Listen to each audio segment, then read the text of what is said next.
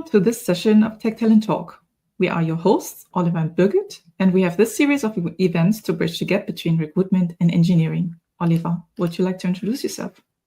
Hi, I'm Oliver. I'm doing sustainable recruitment for tech marketing and sales. And I'm Birgit. I work as a leadership coach and engineering leader. I advise people about creating high-performing teams through culture. Today's session is changes and processes, and we have Ellen König as our guest. Thank you for being here, Ellen. Ellen is the head of engineering at RTB, working to decarbonize concrete. She has been in tech since she learned programming at 12 years old. Her background is data engineering and backend engineering, and she has been an engineering manager for more than 5 years. One of her passions as a manager is to optimize the engineering processes to allow teams to have an impact together. Ellen, my first question to you. What is the most important to you when implementing changes and processes, and why?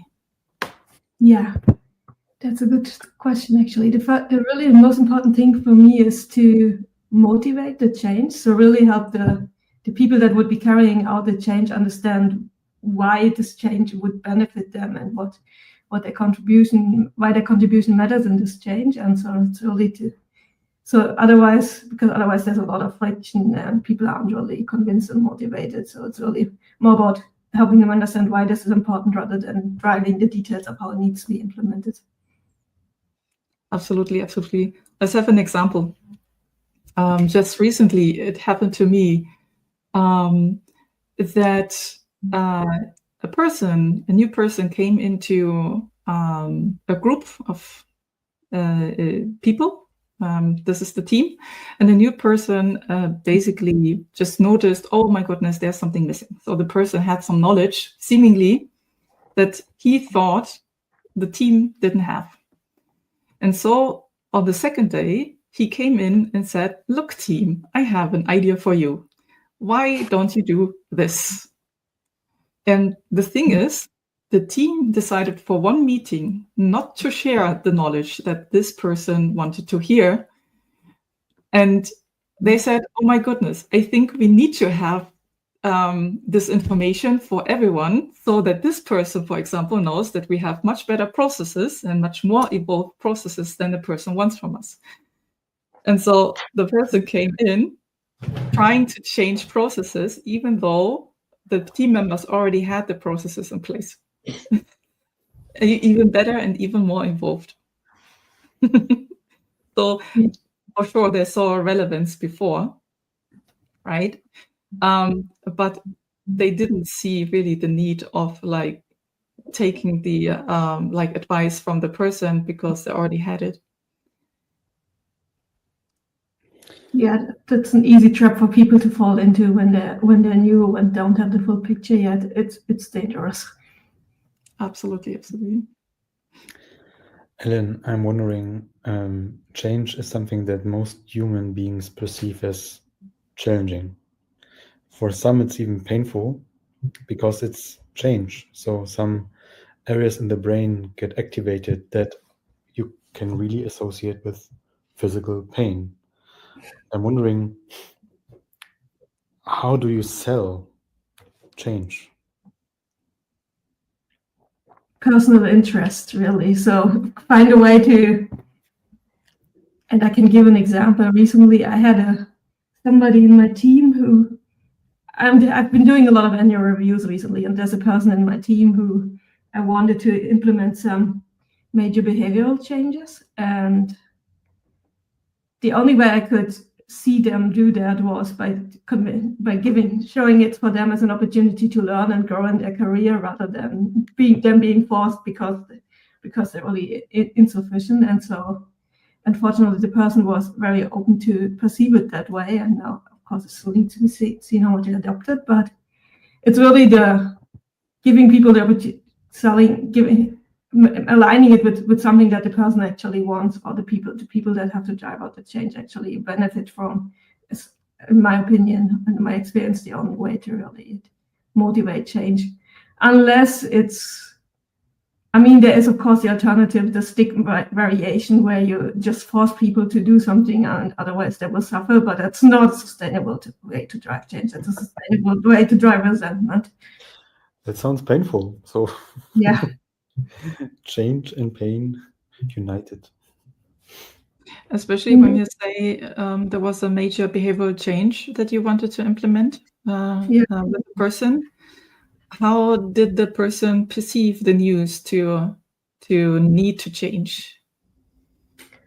They took it surprisingly well. They took it better than I expected, to be honest. So I was pleasantly surprised how open they were. And I've seen this quite a few times with people that I had to give challenging feedback to, that once the motivation is clear, that it's coming from a place of trying them to help grow, and that there's something personally in them for them if they adopt this change, and it's not just about the company or the team having some needs that are counter to their own needs, then the team members have been really open to adopt this change. And I've also seen some of them make that leap very successfully and then really grow in their personality and their careers.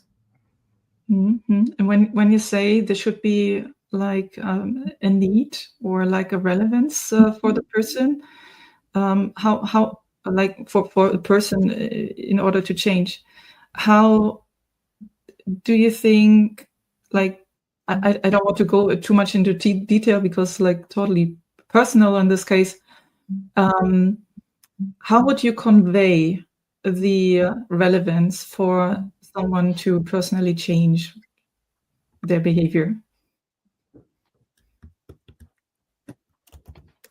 Purely and positive. So if you do this, you have the opportunity to be better in some way, ideally something that doesn't just help them in their careers, but maybe also in their personal lives. It's more personality-related feedback, but generally, I emphasize the opportunity to grow. And in many cases, I've been very successful with telling stories of my own growth, where I have received painful feedback and grown from it, and that turns out to be really motivating. I don't know if it's the vulnerability or the fact that it has helped me. I haven't done detailed impact studies on this, but I found this to be really effective to frame it that way.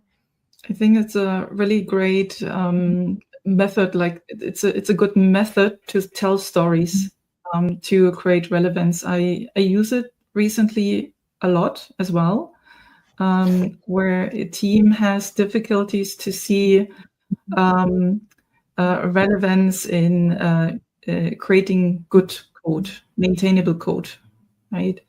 And so from my own experience, I tell them basically the story of what happens if you don't create great code. Yeah, so what could be the impact of it? What could also be the personal impact of it? And I also tell them that this happened many times in like my observation of my career. And it's also behavioral change to create the willingness of creating a maintainable and extendable code. And so the stories are helping a lot to convince people to create this behavioral change in order to look into, okay, I need to learn this technology in order to understand it more. I need to check what kind of patterns I can create inside the product that I need to create, and so on and so forth. So with this relevance that is being created, also, by the way, the people want to finish a task very quickly. So I also give them the opportunity to tell them, okay, you're still able to finish your task quickly while also creating great code. Yeah, so creating a win-win situation might also help to create relevance and the need for change. Birgit, why do you think storytelling works? I think it visualizes the stuff a little bit more, because it's like complex stuff, complex matters. And when you visualize the story, it will help people to understand more. That's for sure, but that's also human conditioning. So we as humans, we are conditioned to pay more attention to stories. This is really what sticks. This is how our ancestors told don't eat that plant, it's poisonous. Don't hug the tiger, stuff like this. And it's also linked more to emotions than just to facts. So emotions sell, facts usually don't that well. Exactly. I see this very often when I'm at conferences and I speak in front of an audience, and I'm usually the last one. It's like 9:30 p.m. Everyone is already tired. They had 4 glasses of wine. And they have been tortured with people talking about facts in front of flip charts. I would never do that. I always use emotions. And even weeks after, people approach me and ask me about my dog. I don't have a dog, but I mentioned the dog in this presentation. How the dog would feel if I would change my job, la la la. So time for me to get a dog, I think. And if we are coming, I mean, this is awesome. This is a great story, and I would always recommend people who are doing presentations to like do less facts and more stories, and bring the story back to a question. We also spoke about inefficient processes, right? For example, inefficient code, or like the willingness to have inefficient code, basically. Ellen, how do you think inefficient processes impede the progress and the productivity of a team and even the company? Let's say before trying to initiate change. Like what is the impact of this if you have like the current status quo and like people are just inefficient and have like no processes or bad processes? It's a great question, and it's one looking at deeper actually, because it really depends on the impact of these processes. Sometimes inefficiency is actually okay, and I would always recommend not to take every inefficient process or potentially inefficient process and change it and try to optimize it, because that just overwhelms everyone.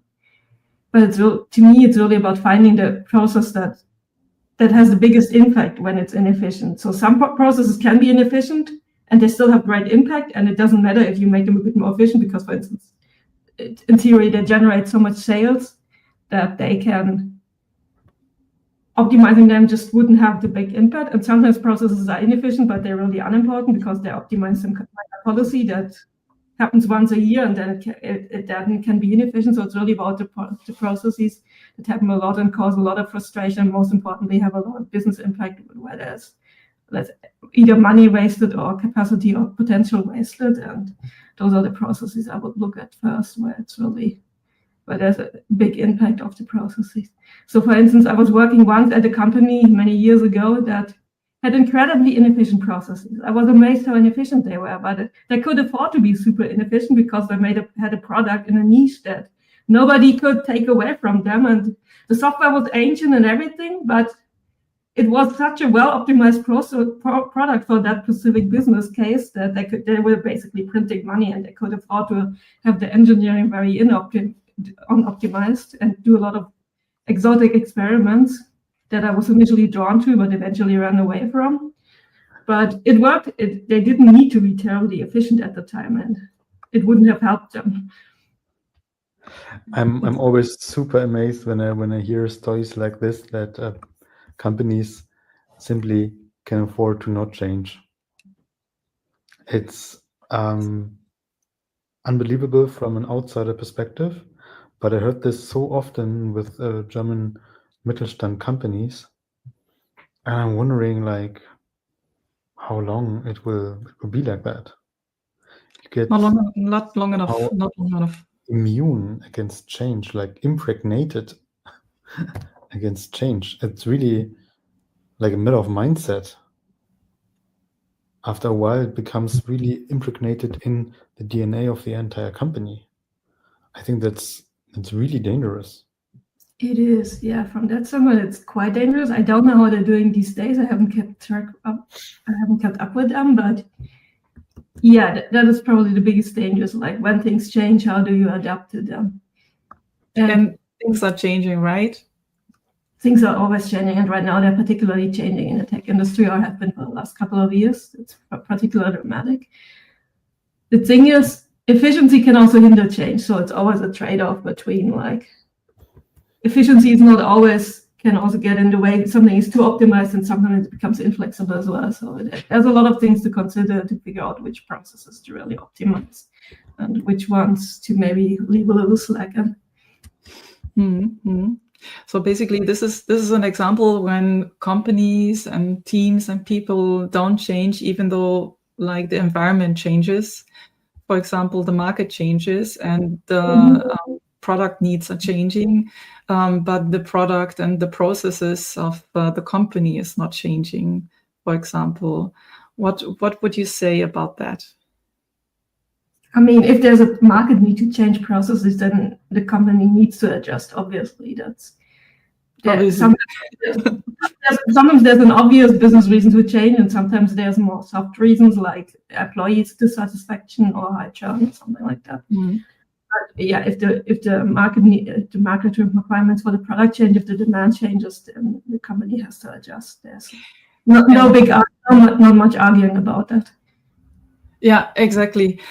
Still, I see a lot of people, especially from a business side, from product management, from project management, especially in the German Mittelstand, where they try to implement waterfall processes in areas where technology is changing, where the market is changing, and also, we simply have like multiple crises that we need to deal with, right? So we have a very complex changing environment, and so they plan like projects that have like 2 to 10 years tenure, basically, and they try to bring out like the first release after that time, so to speak. Why do you think it is like that? I think it's amazing. I have no idea. I guess. Please bring it on the table. In a world that is changing so fast, so dramatically, where you cannot really rely on facts anymore, where nothing is predictable, a waterfall process gives the illusion of control. Oh yeah. And the keyword is illusion. The keyword is illusion. I have created a comment about this on LinkedIn today. Exactly that topic. The keyword is the illusion. Someone thinks they know the market. Someone thinks they have a plan, and therefore they can just iterate through the plan. And the knowledge of if the plan works or not comes after a lot of months. So until then, people are safe. It's a very German approach, actually, to try to conquer the lack of foreseeability with huge plans, huge ambitions, and technology, but not to adapt as quickly as the situation changes. Exactly. You might want to, like, for people who want to have a little bit of visuality and story, there's a really great exercise. In a room where you are safe, try to cover your eyes. Yeah. And it should be an empty room, and someone needs to place a chair somewhere. Try to find the chair with covered eyes, and try to time it. Yeah. So when you found the chair, tell us the time. The other approach, which is like iteratively gaining knowledge. Yeah, bit by bit gaining knowledge, and as you gain knowledge, you adapt and change the processes. This is the equivalent of your eyes are covered. But every 30 seconds, you uncover your eyes and you close it again. And while you know where the chair is, you go into this direction. Yeah. And try to time this approach as well and tell us how long you took in order to find the chair in the empty room. And Ellen, I have a question also into the other direction. We have talked about, like, for example, the waterfall approach, or right now the agile approach, but also of teams that are hesitant to change. What about teams that are changing a lot, maybe too much, or too many times? That can also happen, and I've seen that happen. Actually, the company I was mentioning, they were inefficient not so much because they never changed their processes, but because they constantly changed them and constantly tried to reinvent them. And it felt like a massive playground initially, but in the end, it just felt like confusion. And yeah, if you're constantly, it's also a bit of a trap to fall into, in my experience, that you see something's changing out in the market and then you turn inwards. It's another way to gain safety, because what you have inside your company, you can control much more than the market conditions. And then you rearrange and re-prepare and do a reorg and another reorg and change this process and that process. And by the time you're done, the reality has already changed again, and all you have is a completely confused company, or completely upended company. But there's definitely the risk, because to be very honest, all process change and all reorgs and everything takes a lot of time and energy from the people carrying it out. Mm-hmm. And so that's energy that doesn't go into production, that doesn't go into development, it doesn't go into sales and all the external facing activities that you should also be doing and not neglect at the same time. So there's definitely a risk of overwhelming an organization, whether it's a team or a company or a department, with too much change at the same time. So it really needs to be focused on that's why I emphasized the focus earlier about this is really the process we need to change, and not all of them at the same time. Exactly. And I think, like, the keyword is also overwhelmed, right? I think that as an engineering manager, engineering leader, everyone can figure out, like, how the team feels. Are they exhausted? Are they overwhelmed? Are they frustrated? So even conflicts, like the number of conflicts rising inside a team, is an indicator of the team being overwhelmed and exhausted, because the behavior wants a little bit of calmness, so they say, like, please go away. Yeah. And what can we do if we see that the team is overwhelmed? That really depends on what causes the overwhelm, I would say. I mean, at least as much as possible, it really helps us to figure out what the cause of the overwhelm is, and then address that. If that's not possible, because, for instance, there is a major release point and there is stress around that, or there is a major painful reorg happening and it is just painful, or worst case, that in one company where I worked, where we had a few layoff rounds, of course, then the team felt miserable and overwhelmed and stressed out, because even the people that were still in the company, because if you lose a lot of your colleagues and you don't know if your job is going to be around in the next 6 months, then that is by nature stressful. So if you can't remove the cause of the stress, then I think the biggest part is being honest about what's going on and transparent and as much emotionally supportive as you can. And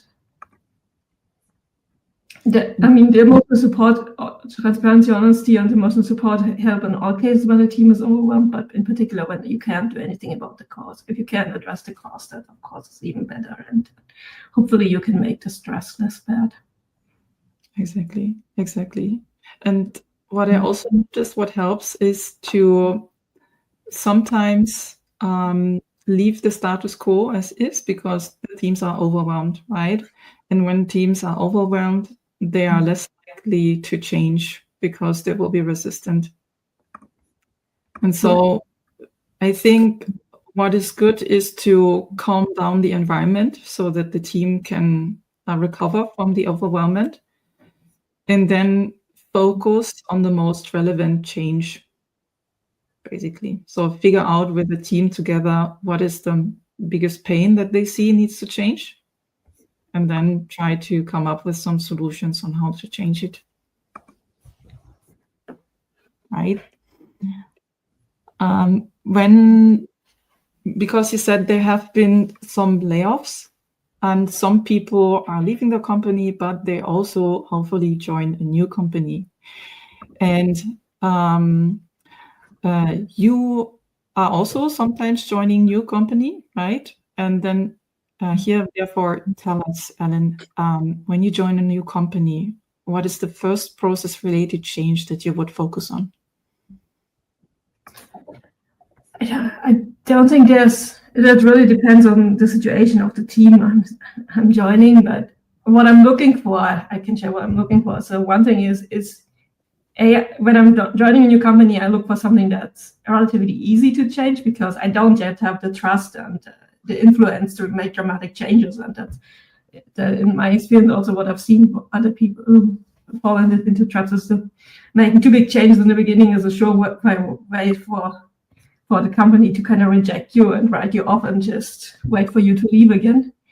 But what really, I look for something small and then something that's a common frustration. So for instance, when I joined Alchemy in the concrete as the engineering manager for the concrete team, the first thing I took on was our stand-ups, which I felt were a bit inefficient, and also efficient stand-ups are a passion project for me. And so together with the RPM, we just redesigned the stand-up to be more task-focused and less person-focused, and so we introduced a new format for the stand-up within like the first few weeks that I was there, and then we tried it out for a couple of weeks to see if the team would like it or not, and then that was well received, and the format is still in that way. A couple of years later. But yeah, that was good because it was a quick, easy success that I could then use to gain both trust with the PM I worked together, but also more importantly with the team that I had their best interest in mind and knew what I was doing. And I think this is a major factor, gaining trust, especially as a new person. As a new person, you have literally you're on a zero trust level. Basically, they don't know you, and so when you come in, the only thing that you can make is basically some suggestions that, as you said, are on the tiny scale, on the tiny impact scale to gain the trust. And then as you go, as you reach the higher trust level, you may be able to do bigger changes. That's definitely true.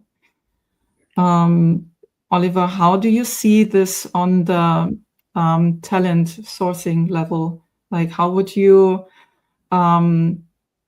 basically source a person with the ability to gain trust? What would you look for?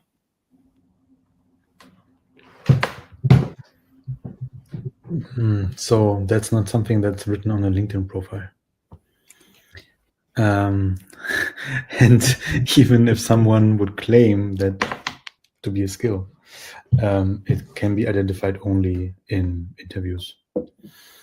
And this is very much about communication skills, and even more important about empathy. This is like the core things, I guess. Plus, you need to be able to listen, to talk, but then also to deliver. The best speech is worth nothing if you're not able to fulfill your promises. So this person needs to be somehow structured. And I could now ask, like, hey, Birgit, hey, Ellen, are you structured? And then you would say, yes, I am, of course. It's usually the best to work with really structured interview methods that look into the past behavior of people. Like the STAR method is quite popular to do that. So you ask the candidates to describe a specific situation, the task they had, the actions they took to fulfill the task, and the result. And very often, this is all about communication, how people fail. And the result is actually, for me as a recruiter, not so interesting. It's more interesting what people have learned out of their mistakes.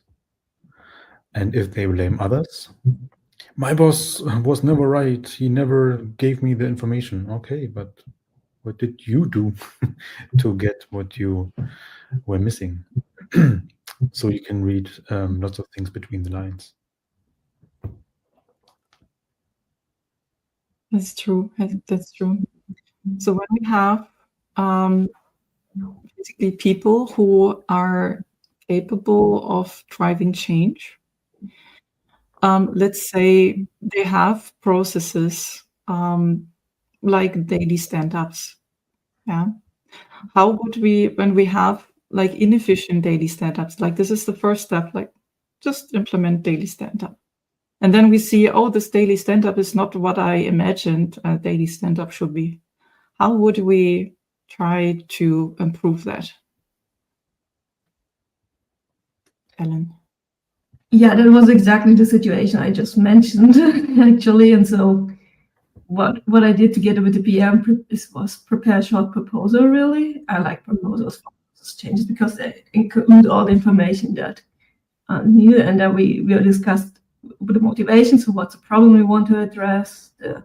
What is the process changes we want to make? So what exactly do we want to change about the process? And then also how long will we test this and how we will figure out whether it worked. And then of course gather feedback on the proposal and address the major concerns that were raised and make sure that people were at least sufficiently bought in that they were willing to try it.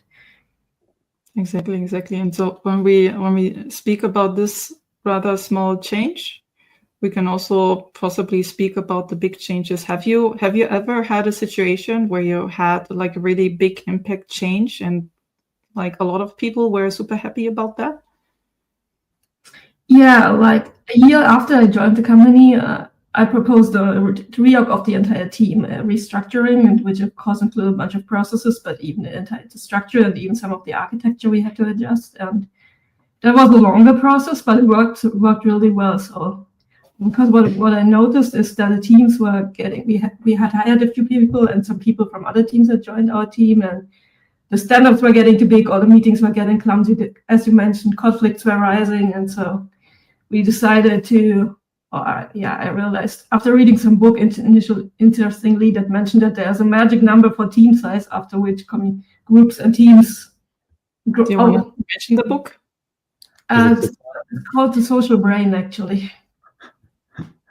And it's the second chapter, I believe, written by Dunbar, the guy with the famous Dunbar number, even though that was not the number. And so that,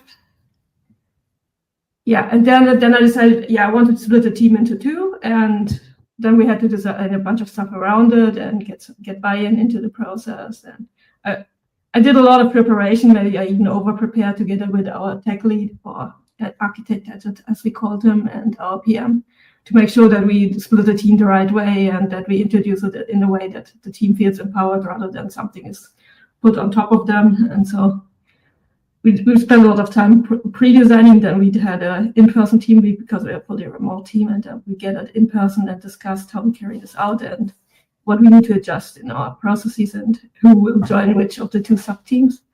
And then since then, it worked almost flawlessly. It was amazing.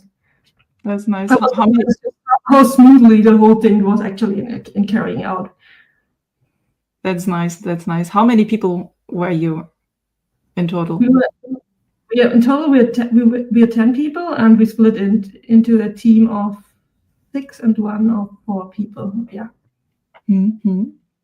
There are also, like, if a team is bigger than that,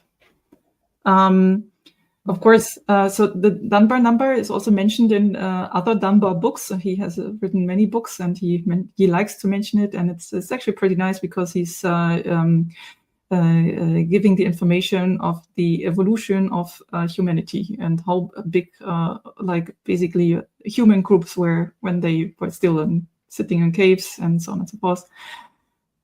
It's quite interesting. And if you have a bigger team, like let's say you have like 200 engineers and a couple of them are like in your department, there's still, and you have like super complex systems and you just know this tiny bit of the large system. There's still a possibility on how you basically can like coach and manage the thing that Ellen just said. You need to have a lot of involvement from a lot of people, namely at least one representative of every of the impacted team, right? So because they come with the knowledge. And sometimes you also see, because a great company, a big company, often also hires a lot of people, invite them too, because it will also be a knowledge sharing event. You will need to have at least 3 hours for this workshop event. And what I can suggest is that you use a method that is called 1, 2 for all. You can look it up on the internet. And then in order to make everyone speak, you use this method. In order to make everyone to share their ideas and also acknowledge each other's ideas and to like align with each other, you use this method. And it's working really well with large teams. It shouldn't be too large. So don't use 200 people. Yeah, just maybe 20, 25, maybe 30. If you have too many, then like send representatives or do like a big major workshop day with multiple problems. Yeah, one of which is the team organization / architecture of where you want to have a module placed to which team, so to speak. Right, and then at the same time, it's also knowledge sharing. It's something that I have tried out with 6 teams, and each of the 6 teams has had a maximum number of 6 people, so it was 36 people, plus their managers and plus their managers of managers, because they were new. It has worked very well, and every team had their responsibility. Little restructuring was done, but a lot of needed restructuring on the architecture, of course, and the dependency impact was less. So this was great. And of course, if you want to scale, you may also have, like Ellen, a little bit of what the people want to have a say and a little bit of control over the stuff. And if you are inviting them to the change process, they will be more likely to accept the change. So have a workshop. Absolutely, yeah. Most people just want to be listened to. That's it. Tell me. Most people want to be listened to. Yeah. Yeah. I understand now. If you promote change and they are only affected by it, they have to suffer from it somehow, whatever that, suffering can be very individual. The least that you can do is listen to them first. And, that would be a relief to at least half of the people. Exactly. Yeah. It also makes sense as a manager, especially when you're a new manager, to have a round of one-on-ones to learn to know each and every one, and to like listen what their pains are, what they would like to have changed, where they see are the problems that need to be changed, and stuff like that. And with that, you have like a great list of things that you could, especially as a new manager, you want to start with the tiny impacts and then slowly grow bigger. You have a great list of stuff that the people actually need, right? So first of all, learn to know the people and do what Oliver said, listen to the people. But I think a typical trap is to make people believe what you hear from them is what you will change. that can create wrong expectations, and this usually that doesn't end well. When people are leaving jobs, so the people that I'm talking to, it's usually just about bad expectation management. Oh yeah. Were created along the way or even in the recruitment process. They told me they are going to fix that. They never did. Yeah, I think this is also a thing about like the expectation management. Often, like managers that I know do expectation management top down, right? But we also, like as engineers, we also have expectation towards management.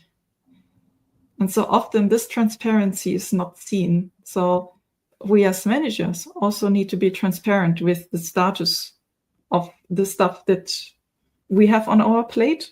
Yeah. How, as well as how like the engineers have a list of tasks that they need to work on. Yeah. So if we as managers say, like, I still have it on my list, it's not yet prioritized, but as you can see, there is there's a stuff that I'm working on, and it gets closer to the higher priority. And then you have the, like, basically you can work on the expectation from the engineers to you with that transparency, basically. Right? Ellen, can you share a situation where change wasn't happening at all, and then people decided to come to you for guidance? Yeah. I don't want to name the exact situation because it might be embarrassing, but there was a situation where an adjacent engineering team was coming to me because they were stuck with engineering best practices. So the stuff you mentioned earlier, like code quality reviews and deployment and dev environments and all these things that we kind of take for granted. And it was an embedded engineering team, and they came to us as the product team to figure out how should we do this in this company, they were basically stuck because they lacked the understanding of, and then it was a process of helping them set up processes that were aligned with what we were doing in the company. And it's of course didn't fit exactly the same thing because embedded and cloud-based product development is quite a different nature of deployment in the end, and dev environments and everything, but it was still an interesting thing to figure out then. Yeah. Can you tell perhaps why they felt stuck? They felt stuck because the initial engineer on this project wasn't well versed in best practices and didn't care too much about them, to be honest. At least that wasn't him. And then somebody else took over who was newly hired and didn't know what to do with what he inherited, basically. Oh wow. Yeah, I know a situation like this. How did you solve it? If I may ask, because you said not to tell too much, but I'm curious.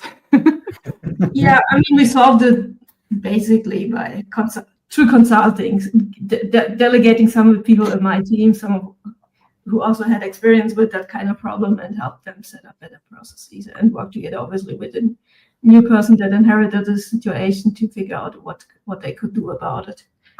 Mm-hmm. And the team learned from the consulting? Was it like basically, if I assume it was like bringing in the knowledge, teaching the people how to?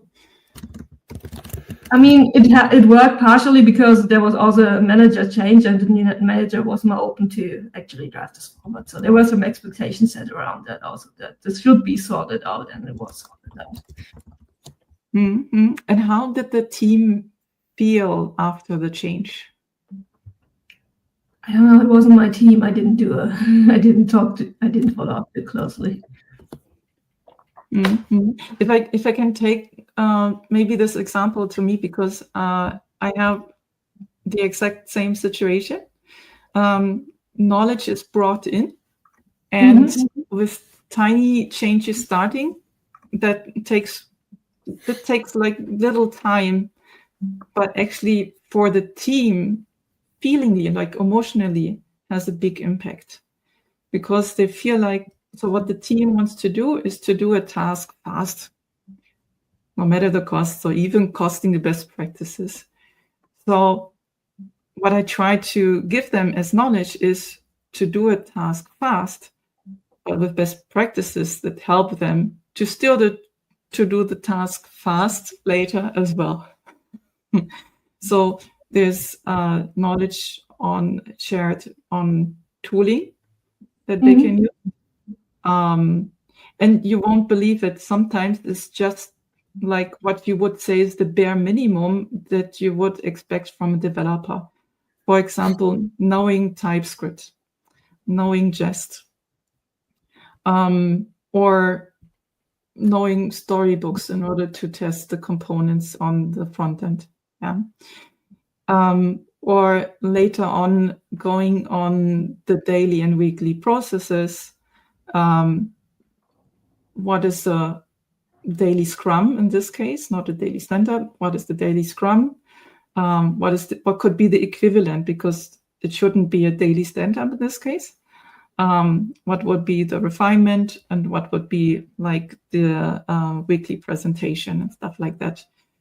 Tiny impact, the opposite. Little time spent with big impact. Oliver, you're laughing, sorry. Whatever I do, the impact is tiny. And you won't believe it. Like for two of the tooling, I took 30 minutes of a little bit of workshop for the Jest and the TypeScript. And even 3 months after showing them the tooling, they still said that TypeScript is the best technology that they have used. And so it tells me like what their emotions are about this change. Yeah, so they are still excited. They are happy about this change, and they are happy that this tool is helping them. And I think if like you, Ellen, and like other managers, if we find like the tiny things that take little time to learn but create a really big impact, I think that the people will be super happy about that change, like telling the emotion, basically. But coming back to emotions, sometimes we're excited, but sometimes we're also frustrated. How would you handle the frustration and the resistance to change that often arise during the process of transition? Yeah, for me, when there's resistance, I think what I usually assume, my assumption is going in that either the change is more of an effort than we sold it to be, so we need to somehow make the change less painful. All people lost motivation and excitement about the impact of the change, and then it's a question of figuring out why are they less excited about things happening, because there seems resistance to me is an indication between the mismatch between like the will to change and the effort it takes. And both of these are perfectly, depending on what the situation is, perfectly solid ways to address the challenge. And I remember when I was at SoundCloud, it was a long time ago, more than 10 years ago, I was responsible for the A/B testing framework, and not just for developing it, but also for encouraging the PMs to actually do A/B tests for our product. And that involved a lot of change management, and there really my strategy was make the tool as friendly as possible, as user-friendly as possible, to exactly tied to their needs, so that the effort that they wouldn't have a lot of extra effort just running an A/B test and learning from it, instead of when I took over, the tool was quite complicated to use, very scientific, but not very user-friendly. And the PMs turned out to be just overwhelmed with the complexity of the process and the tooling, and making it easy to use then reduced a lot of the resistance that they had towards A/B testing. So making the A/B testing tool framework and process easy. That is a really big point that you say. Like I noticed this as well, that when you implement processes and those are complicated, that people have higher chances for resistance and higher chances for frustrations as well. And this is a really great story that you tell. Do you have other examples? Is it because of the complexity that people are more resistant? It can be. It can also be that the step is just very cumbersome to carry out, for example. But I think when we talk about software-related processes, it's usually complexity because it's easy to lose yourselves in the details of how a process should look like, and then it becomes annoying. Sorry, you asked for other examples. Mm-hmm. I can think of a lot. I'm just thinking which one is the most illustrated. Yeah, and maybe another one was this reorg, the team reorg that I just mentioned a few questions earlier. And we spent so much time preparing because we wanted to make the change as easy to digest as possible, and take a lot of the thinking work and take a lot of the complexity out of the process by thinking about it in advance and getting feedback in advance and we did a lot of rounds on the proposal before we actually shared it with the team and gathered their feedback. And so a lot of the complexity was already thought through and resolved before the team even got to see the proposal, and that made it a lot. That probably contributed to the fact that the implementation was so smooth and flawless. I once had a PM as well that wanted to explain a feature, and it was about A/B testing something. But there were a lot of ifs, and it was like branched ifs and else, and ifs and elses, and the team just didn't understand. Like there were like 3 rounds of trying to understand what she wanted to explain. And so I had the idea to teach her a little bit of diagrams, what developers would do, right? When they go to university and stuff like that. And at first, like the first step is always the difficult one, right? At first, it was difficult for her to understand diagrams in general. And so I took the time to explain her, and very patiently. And at some point, she would understand diagrams. Of course, I told her, please use it the way you understand, because we will then, with the visualization, understand what you want. And it was like how I said, right? She used the diagrams the way she would use it. And the team was finally able to understand, and also understand the complexity of what she wanted to ask.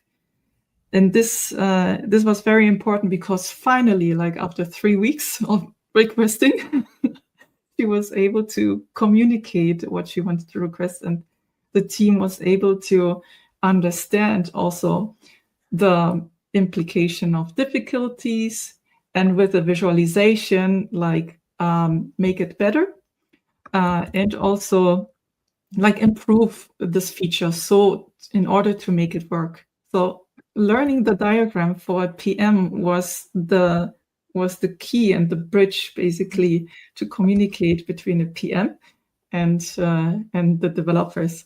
And both of them working on this visualization was a great tool, and therefore also a change for the PM. Learning the diagrams, great tool for communication and also documentation, right? This was really great, and then it was a thing of a day to implement it, even though it was difficult to explain, and of course a lot of ifs and else and stuff like that. Yeah. Oliver, do you have any stories to tell about that? About what in particular? About like, did you ever see like someone having frustrations and resistance to change during a process? Never experienced that. Never. Always happy changes. I see that with a client of mine. It's not about tech this time, although it's a technical company. It's IT consulting. They're basically implementing SAP modules along the way. And and I help them to improve their recruitment processes and especially understanding what they are looking for.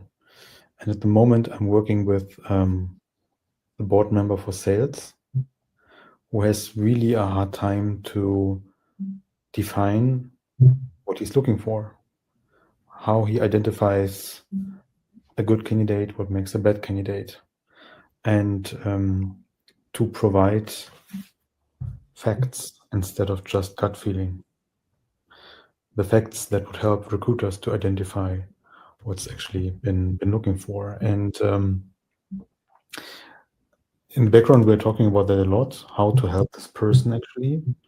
And I'm quite sure that he's lacking structure, actually, structure for himself, that he then tries to cover with being vague or talking about feelings instead of facts, and tries to motivate the recruiters to simply go and look and to interview people and to present whatever or whoever says yes, to then see 10 candidates, help him to actually learn what he's looking for, to then make a decision for someone completely different. That's what I assume. So my idea is basically to find out what his strategy is. What is it that he wants to achieve in sales? Is there a market that he wants to conquer?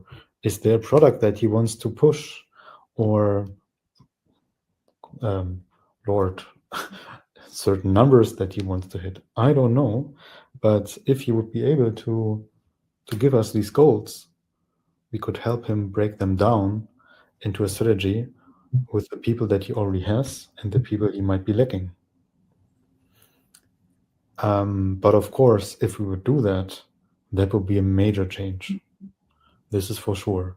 And the worst thing that could happen is to run into the trap that he would lose his face. That's not an option. So you have to dance around the table somehow, to hold hands, to provide advice, even if it's not asked for. And this can be only done with communication and mainly empathy.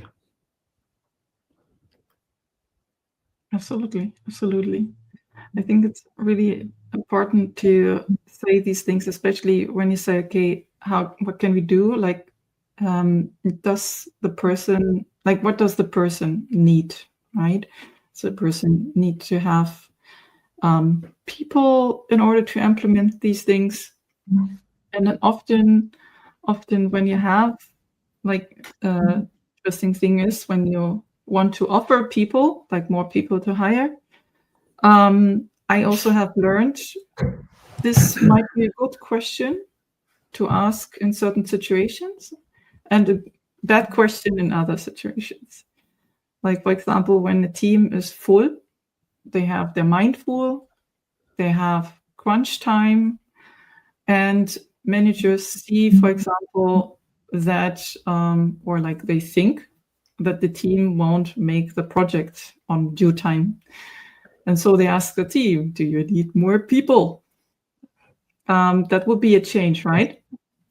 It would be a change. And of course, the team says no, because if you implement a change in the team, the new member would be needing time to be onboarded, right?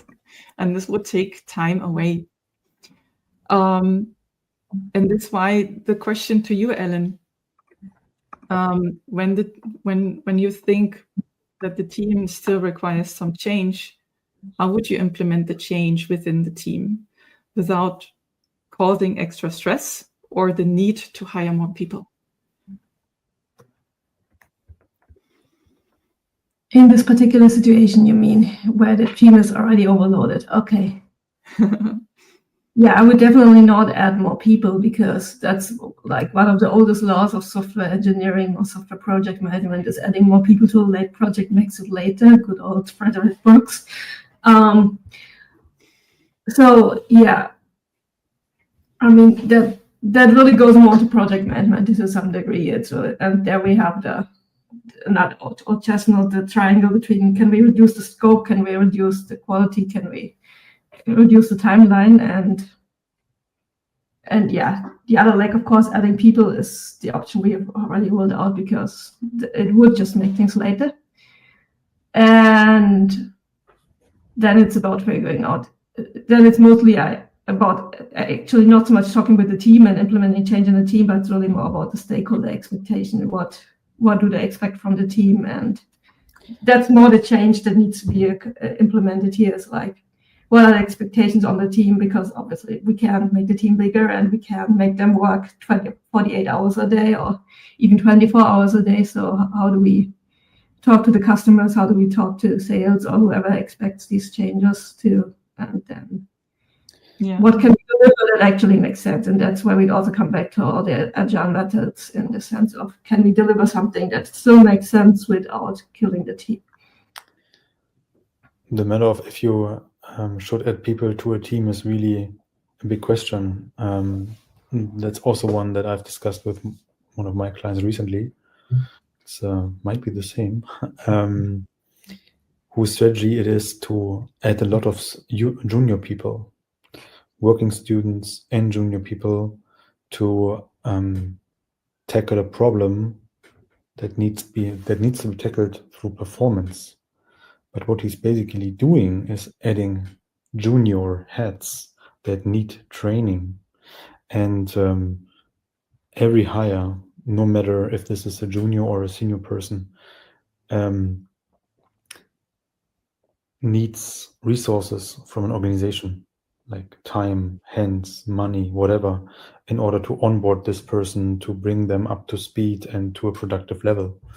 This is true for seniors, but it's especially true for juniors, who might learn the fundamentals of working, of when to show up, how to show up, when to communicate what. So to solve a problem just with more hands and more heads is not always the best idea. But it's a typical approach that I've seen very often. Trying to add like a cheap labor to achieve the task, like I don't know what kind of task. And especially since we're dealing with complex software that requires thinking, that requires like knowledge, so meaning experience, best practices and stuff like that. All of this need to be taught. And when you have juniors, you are required to teach them stuff every day. So it's an ongoing process. So when you hire juniors, this is something that you need to commit to as an organization, because you're growing the next generation of your senior developers, right? So you're not adding them to do the task, you're growing the next generation of senior developers. And this is the important mind switch. This is where the change needs to happen, right? So the mindset needs to change in this case. And I also believe just adding juniors because they seem to be cheaper on the paycheck, this is a trap. It depends on what your goal is, but I would say in many cases it's a trap. Right. Ellen, any words to this one would be the end of the session words. Yeah, to this particular thing, yeah, definitely it's adding people randomly. It has been a strategy that we followed maybe in the last decade more in engineering, and now that VC funding is not as generous anymore, it's probably falling out of fashion, and I think in many cases that's a good thing. But yeah, and more generally, really, when it comes to process and change, there's a lot of ways, and I'm realizing this more and more, to make change undisruptive. So it always sounds like doing big changes and improvements, it just necessarily disrupt something. But if you approach it in a smart way, then there's a lot of ways where you can make very targeted changes at the right spot where the bottlenecks are, that actually unblocks people but doesn't necessarily create a lot of disruption, and that's what I'm more and more aiming for. Exactly. Thank you very much, Ellen, for being here. This was Changes and Processes with Ellen König. We have learned that change needs to happen with relevance, not too much and not too few. And we have also learned quite a few details also around that. We are there with the next session very soon, and we wish you a very good time until then. Bye-bye. Bye. Bye.